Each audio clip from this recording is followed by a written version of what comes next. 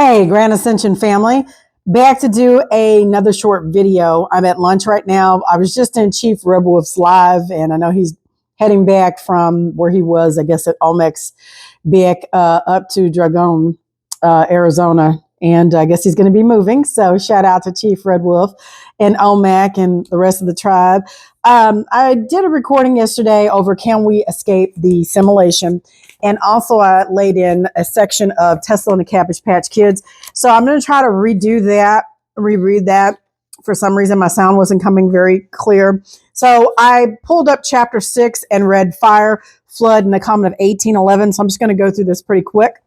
Like I said, I'm at lunch and I want to get in a couple of different things in. And before I get started, I wanted to show you guys what I had got in yesterday. I think I held this up.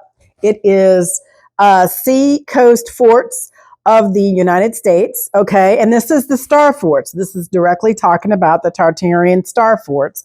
And then when I ordered that Tartarian book, or Tartarian Unveiled, this also came with it, and it's like a 4-page document over star forts, and there's over 30 star forts around the world, which I'm pretty sure will be covered in this book.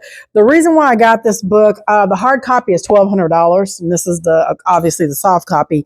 The reason why I got this book was because within the Guy Anderson's book, he called this out and he made special attention to this book. So I'm really excited about diving into that. So let's get into it. Chapter 6, Fire, Flood, and the Comet of 1811. The Comet of 1811 continued to aftershock well into the following year. Appears to have the strategic bombing, possibly atomic, or major Tartarian civilizations across the world.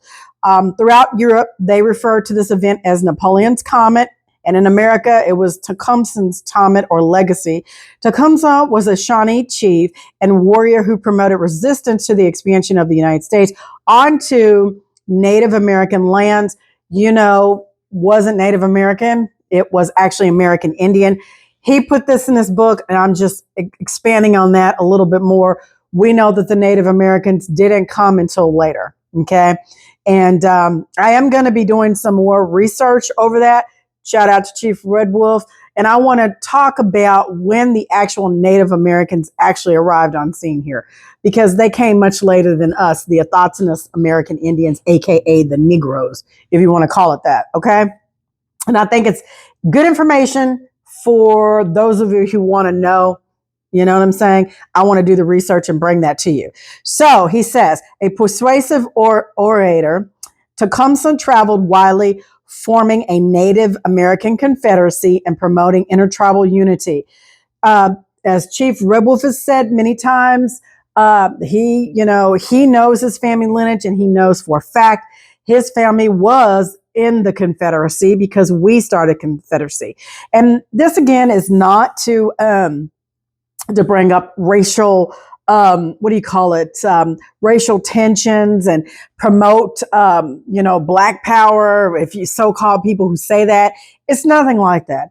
I'm simply sharing some information with you that I find interesting, and I'm expanding upon it or expounding upon that information and then laying in what I know, right? It is up to you to do your own research and to verify the information. I'm just going to simply say, the original Confederates of the Republic of Tartary were melanated, okay? And I know some of my light-skinned brothers and sisters may have a hard time analyzing and accepting that. But then, like I said, you just need to go do the research. And I can point you in the right direction to where you'll see it, right? So Tecumseh was killed at the Battle of Thames in Ontario, Canada in 1813 and was just 43 years old. Not much was known about the comets at that time, and most people hadn't seen anything like this before. Apparently, it broke off into approximately 200 meteors when it entered our atmosphere, and some hit land and some missed. Now, sorry, I'm getting a call. So what I want to bring up to you is Claudio's book, and I want to bring up one thing. Okay, when we talk about, because I'm going to read the comments and I'm going to read the catastrophes, which is the fires and the floods. I'm going to go through this pretty quick, right? I wanted to call your attention to what I have read the day before. Okay, And it talked about when Claudia was having a conversation with one of our ancestral humans, Helen Morse. And he was stating that in this particular conversation, he talked about the invisible dome projector here in the known lands and what the capabilities of this piece of technology does. Not only do you, when you go outside, you see the sky do you look up in the sky and you see the clouds and everything? That is just a dome. That's just an image. Okay. It's a projection, right? And if that ever came down, you would actually see the actual waters above, right? And so this dome or visible IDP projector, invisible dome protector, has the capability. I'm gonna read this. 1, project skies, stars, and planets, astronomical events, intended to keep the human mind trapped in the idea of an infinite cosmos. Its goal is to reinforce the feeling of insignificance and disconnect human beings from the link of their celestial lands.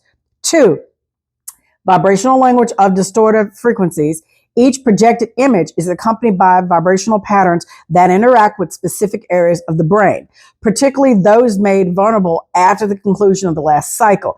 It is clarified that what is projected is not merely light, but encoded information. Okay. Their main characteristics appear that they have real technological structures, and it's not holographic, and it seems to move autonomously or be remotely guided by another force. And these are the characteristics of those custodial orbs. So you see these orbs in the sky. It's the custodians using their technology to go back and forth, not only to check the sky, but also to look at certain locations mapped out in this dome, right? So I just want to call that attention to you. So you keep that in the forefront of your mind as I'm going through this list real quick. All right. So not as much is known about these comets as were back then as it is today, right? So it says there were over 200 meters of split up and came into the atmosphere. Some hit land and some missed. These events must have been terrifying, even when the sun was reported to turn black for several days. From start to finish, it lasted 17 months, okay? And this is the destruction that the custodians brought up. They're going to use it as a guise of natural currents or as God. No, it's them using the technology that they have, okay? So it says 17 months and craters are still visible around the world today. In many ways, this event mirrored a similar catastrophe during the reign of Egyptian Pharaoh Ramses II and is actually predicted to happen again in 2065. Also, they've got this inbound, some type of meteor or some type of quote unquote shuttle that's supposed to come in 2030, right? And it's supposed to be off the coast of California. I was reading up on that this past week. So you got to keep that in mind too. All these things are going to start happening exponentially. You notice the floods, the earthquakes, the droughts, everything is, and the new fractures that they have, the new faults that they found up east. I'm just saying they're testing this equipment again and they're getting ready to crack it off again. There's going to be another reset. I just don't know when. I'm telling you, it's in the air. You can feel it. You can walk outside. You know something's not right, right? So it says from start to finish, it lasted 17 months and craters are still visible around the world today.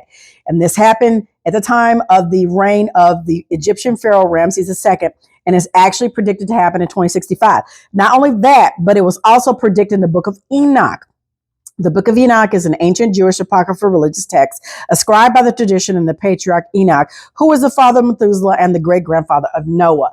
And I was going to do a separate video on this, but I would just say Enoch is also encoded. You can look at it as twofold as being an actual entity, but you can actually look at what Enoch stands for. Enoch stands for energy, nitrogen, oxygen, carbon, and hydrogen, which is what makes our physical bodies up and the physical makeup of man. And the energy centers within our bodies have different resonances, colors, frequencies, and it also has a different shape on the periodic table, right? And if you look at the shapes, you'll be able to see that it is speaking about man, which is a carbon-based life form, 6 protons, 6 electrons, 6 neutrons, 666. Enoch stands for us, and 365 days when Enoch was taken up in the sky is also synonymous for 365 days of a cycle here in this earth dome around what you want to say, the sun. Okay. So I'm just Giving you a little tea so you know. So then it says, there were 200 watchers or Nephilim that ascended to the earth to destroy the evil done by mankind and man itself. That's the so-called story. But I've read to you guys the Book of Enoch, and I've also read to you the Lost, I forget the name of it, Lost Book of Enki or something. And I also have Marduk's. I don't think I've read Marduk's to you, and Enlil's. I mean, they all have books. But the 200 watchers came down for a wedding. We know that. And then they met on Mount Hermon, which is, I think, between Lebanon and Syria border. I forget. But they came down for a wedding, and that's the point, for Marduk's wedding. And that's when they did the hijack, when they took beautiful earthly women, if you want to call it that, and started raining terror down in this place. I'm just saying. So you just got to remember, where you're dealing with this text, you recall certain things, right? So it says, what happened next cannot possibly be considered coincidental. Fires destroyed almost every town and city in the world, and by almost, I mean, really, I do mean almost. Even small market towns had floods, fires, and both. Ultimately, the parasites wanted every last remnant of the Tartarian Empire wiped from the pages of history. Here are just a few of the fires that occurred from the time of the last reset. Now, I'm going to go through the fires, and then we're going to go through the major floods, all right? Just hold your horses, because I'm going to read them fast. 1760, Boston. 1794, New Orleans. 1795, Copenhagen. 1812, Phoenix, Moscow, Washington. 1835, New York. 1846, Pittsburgh. 1848, Constantinople. 1864, Brisbane. 1866, Portland. 1871, Paris, Chicago, Michigan. 1878, Hong Kong. 1886, Vancouver. 1889, Seattle. 1900, Ottawa. 1901, Sydney. 1904, Toronto. 1906, San Francisco. 1917, Atlanta. 1920, Cork, Ireland. 1923, Tokyo, Japan. As I stated, it wasn't just fire that the comet destroyed the world's cities and towns, but floods and earthquakes too. It is my belief from the research I've conducted that the meteorites that hit the planet were actually atomic bombs, okay? And moreover, this wasn't the first time they had been used. There is clear evidence of the atomic or nuclear attack at the royal necropolis of Demshar in Egypt. The bent pyramid, located 40 kilometers south of Cairo, was clearly hit by something like a directed energy weapon a very long time ago, and many of the stones are severely scorched. Some have been blasted across the desert and buried in the sand. Today, archaeologists often find nuclear glass shards, typically known as tritiumite or atomisonite, or the Alamogordo glass in the deserts of Egypt. And I've seen episodes on TV of Ancient Aliens where they talk about that. And then it says, the trinitite was more recently found following the plutonium-based Trinity nuclear bomb test, which took place on the 16th of July in 1945 near Alamogordo, New Mexico. As a side note, researchers like Billy Carson now believe that the pyramids in Egypt were actually built 36,000 years ago, long before 255 BC, as a narrative would like us to believe. And that's true because Graham Hickok has talked about it, Robert Schoch, and there's a few others that I can't think off the top of my head that have talked about the fact that the timeline is skewed and these pyramids are much older than what you think. And I've said this before in many videos, but the pyramids of Giza are probably the newest or the youngest pyramids. There are pyramids that are much older here in the Americas, like Teotihuacan. That's the biggest one here, period. In the world. Teotihuacan is the largest one. Then there's one in Russia. There's a couple off the coast of Bermuda Triangle, off the coast of Louisiana. There's one here in Texas. I mean, they're in every continent and damn near almost every state here in the U.S. I'm just being honest with you. They were everywhere. Okay. And the level of destruction, I'm just trying to get you guys to see. All right. So it talks about the average height of the Great Pyramid of Giza is the height of every mountain peak in the world, and the latitude of the Grand Gallery is the same digits as the speed of light. Therefore, whoever built this had far more knowledge of the world than we've been led to believe, and clearly had the ability to measure light the mass of the planet and its circumference and every single aspect of its inner workings. Now, last night when I did the video initially, I had showed you, and let me see if I can still find it. I wanted just to show you this really quick drawing, and I'm going to hold it up. Okay. Here it is right here. I've read to you that and this. I wanted to get a copy. I wanted to hold up, and I may not be able to find it on this video, about our temple. Okay. And I wanted to show you in no uncertain terms, when you look at the Great Pyramid of Giza, okay, you also see that that pyramid directly correlates with what's in our temple, in our brains. Okay. And I wanted to show you this really quick. And I'm trying to find it here. I know that I've got so many minutes before I have to get back to work. So trying to go quickly. Here it is. The Great Pyramid of Giza. Now you're going to see a king's chamber and a queen's chamber. And when you look at the sides of our brains, you're looking at Tim, which is a place of worship. El is the old name or the Canaanite name of God. So temples, right? And then you've got the upper room, the inner room, the land flowing with milk and honey, Mount Zion, the Lamb of God, and the cherubim within our brains. And it directly correlates with the Great Pyramid. So hold this up, and I'm going to take a screenshot. So this is the pyramid up here, and this is our brain. Same thing, same thing. All right. And then on this side, you're going to see this. Okay. And I'm going to read this to you because I want to just break this down really quick. We're going to jump back into the book, but I want to read this section. When the Bible states in Matthew 21:12, Jesus went into the temple of God, this should not be interpreted merely as a reference to the physical building. All right. But we do know that there is correlations between these pyramids, and I'm explaining it to you what it is. Okay. So the ancients knew this. Okay. And this is proof that we're dealing with higher intelligences and our ancient, our ancient ancestors. Okay.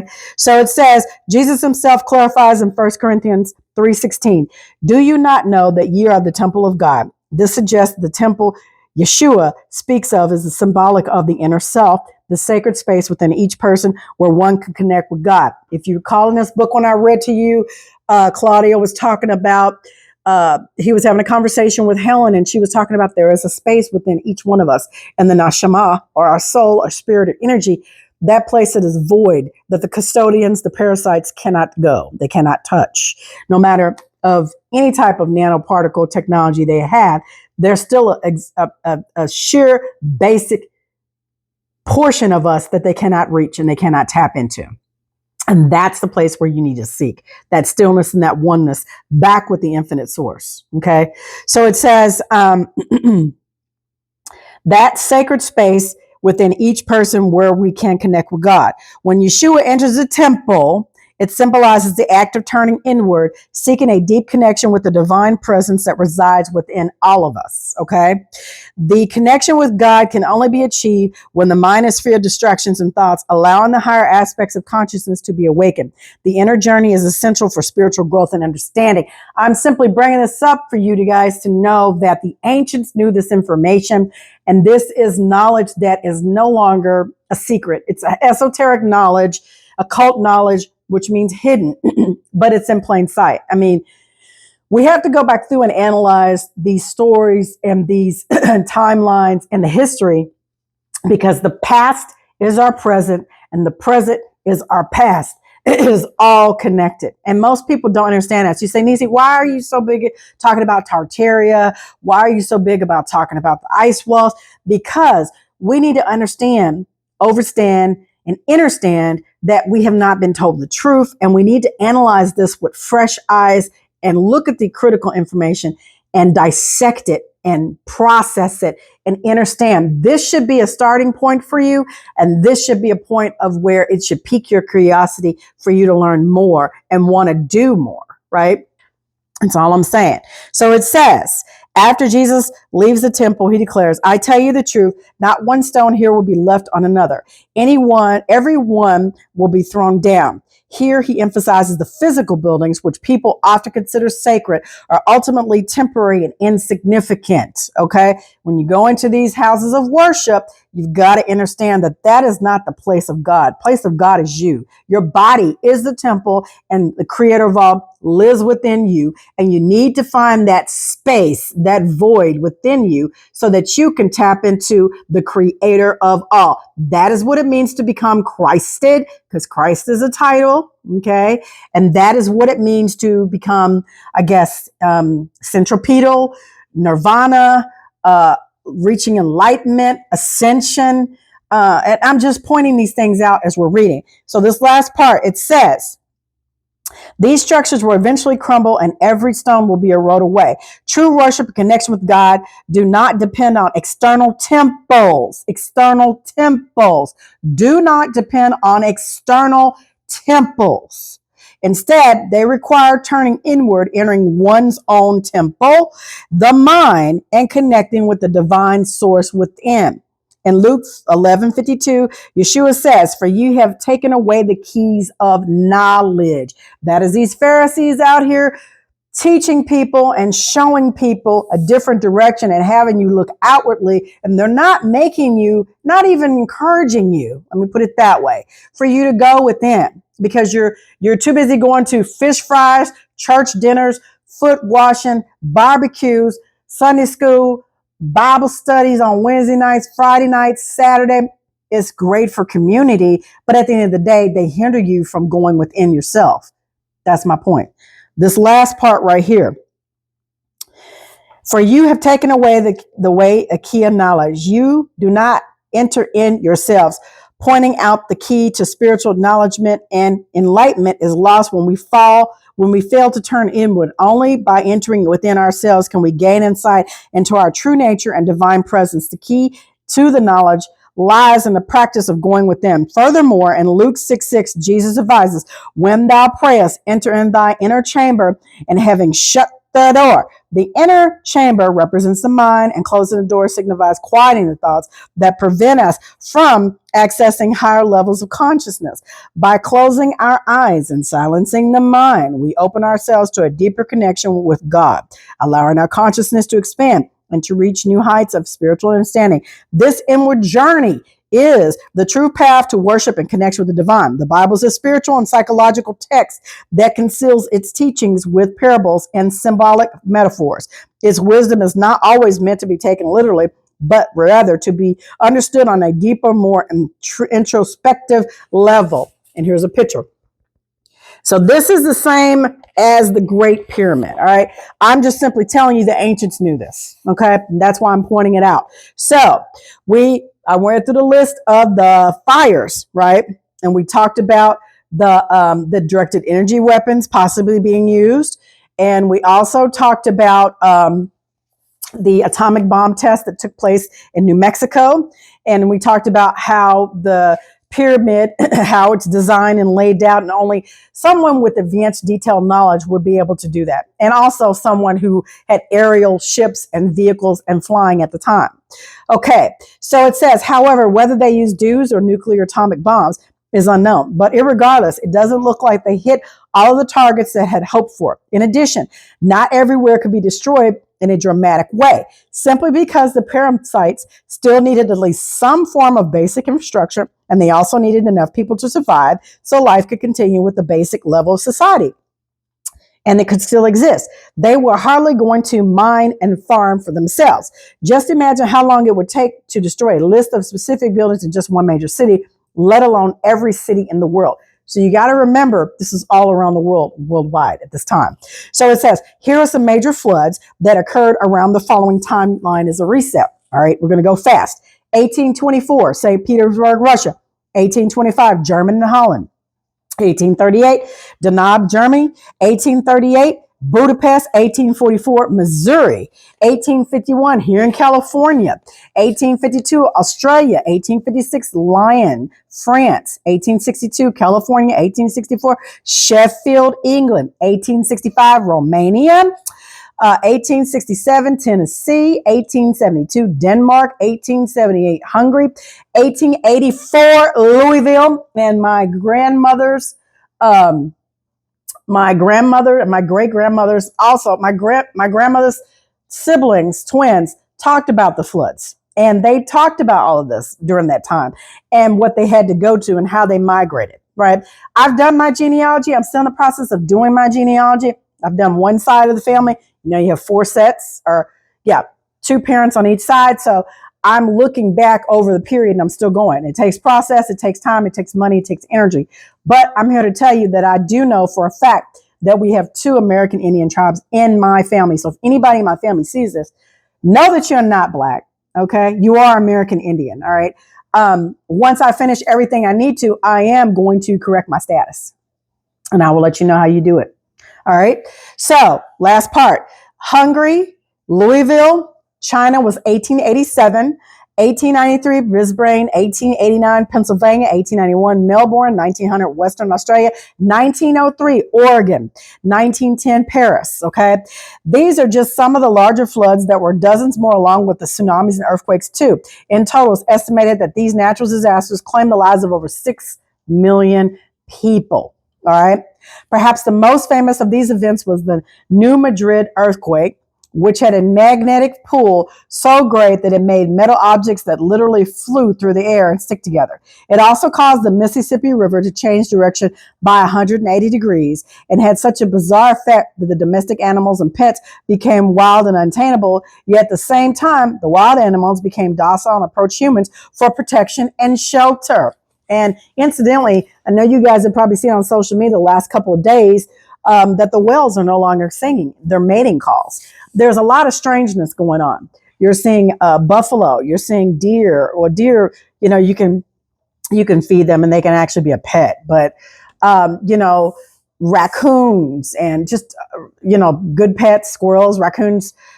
I'm seeing all kind of animal videos and I'm seeing animals doing things that they normally wouldn't do. Okay. That's a sign of the times, right? I'm just saying. So then it says perhaps the most famous of these events was the New Madrid quake. We talked about the bizarre effect it had on the Mississippi River, how it turned 180 degrees. And then we talked about the family, you know, the animals where they were domesticated and the ones that weren't turned into be domesticated. So it says, here's a few earthquakes from the period. If I've only listed events where morbidly thousands of people were killed. The Cabbage earthquake, just to start things off, had an estimated 200,000 fatalities. So as you will see, an earthquake or causing an earthquake is a very simple yet effective method of wiping out millions of people without being held responsible. Now, you got to remember when these things happened, they did have clones. And so once they did the destruction, they had to reintroduce mankind. And that's where you come in with the light-skinned race. Yes, there were light-skinned people here already, but not on the large scale that we have today. All right. And I know that might rub some of you the wrong way. You just got to go do your research. The World's Fairs were the introduction of the tartan technology that they took, and they controlled the narrative of the introduction, because you had the 13 bloodline families set up, all right? And you actually have more than 13, as we talked about before. But they have the reintroduction of the technology. They had the Cabbage Patch Babies, which they planted, all right? Clones that they grew in the harvest. And I read to you in this book where they talked about how they reintroduced certain attributes within the new humanity for them to control us with frequencies, and also stating that sometimes when you think you're thinking of certain things, it's not actually you, it's them manipulating your mind. Yeah, I know how that sounds.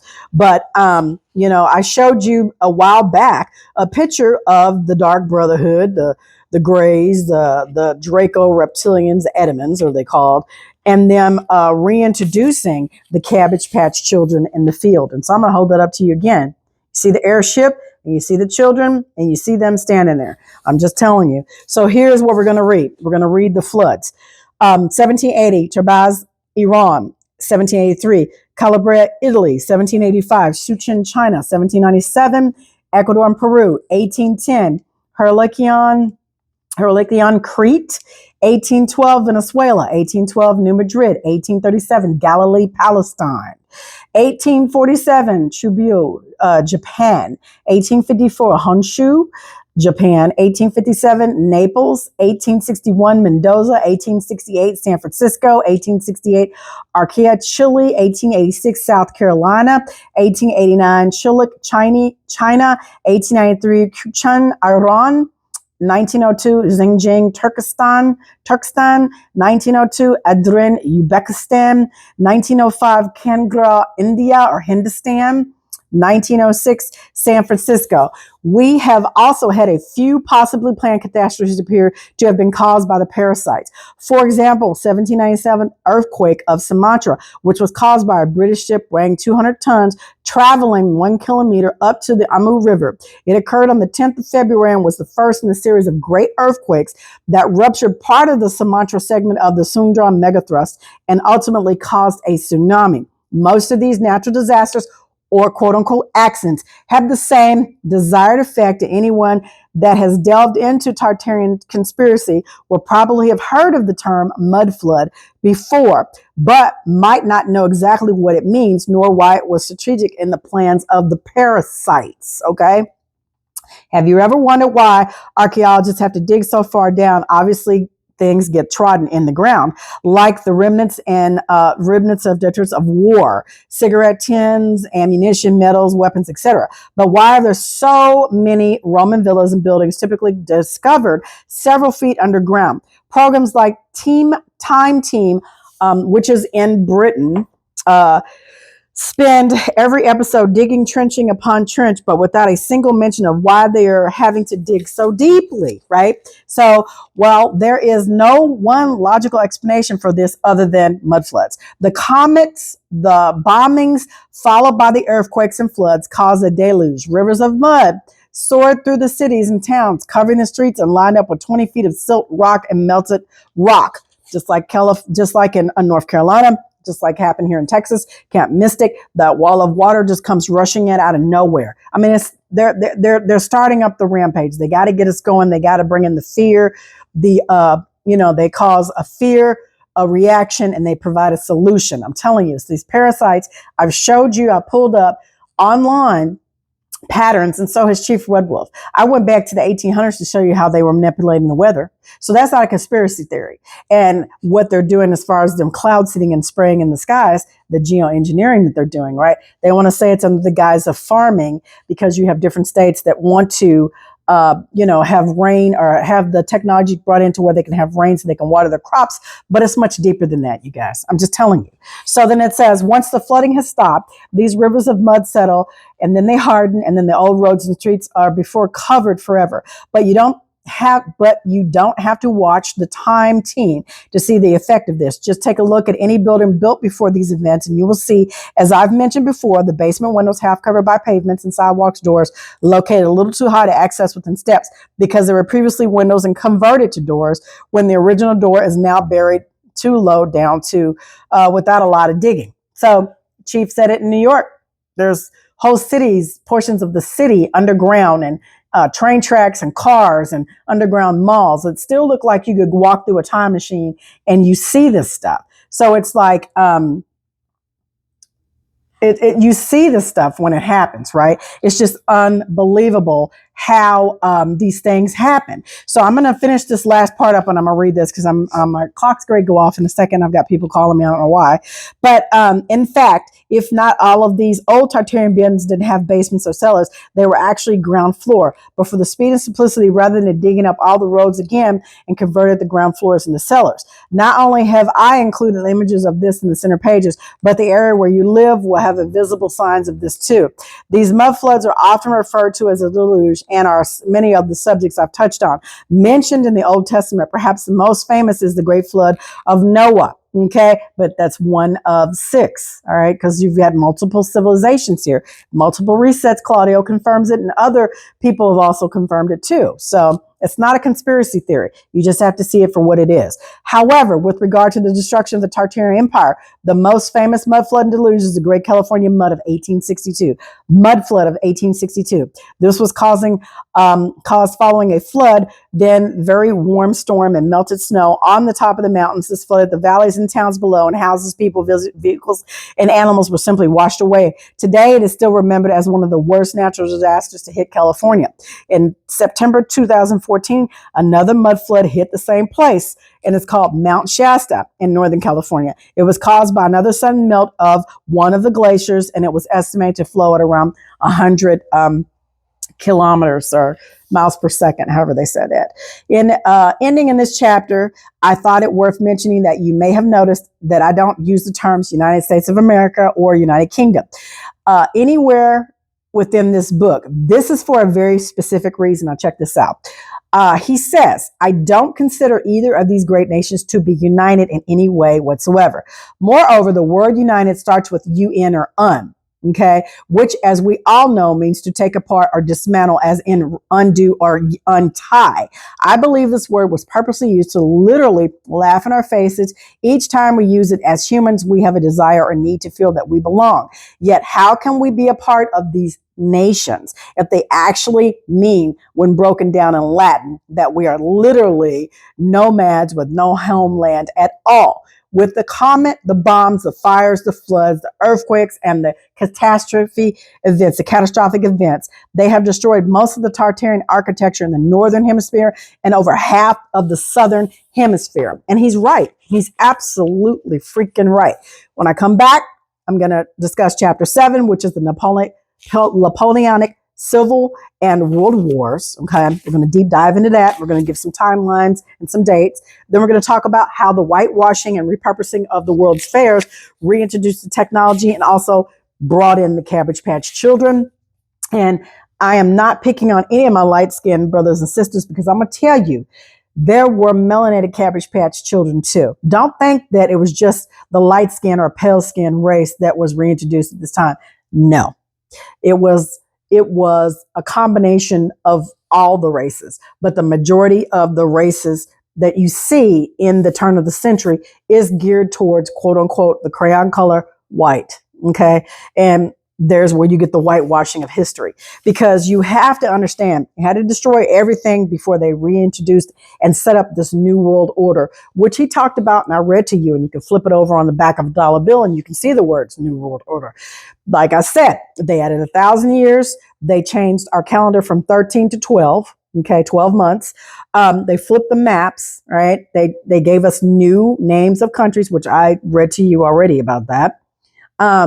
They also established a new state, which is going to be coming exponent. It's going to be in the further down the timeline. It's going to come further down the timeline. You'll see that.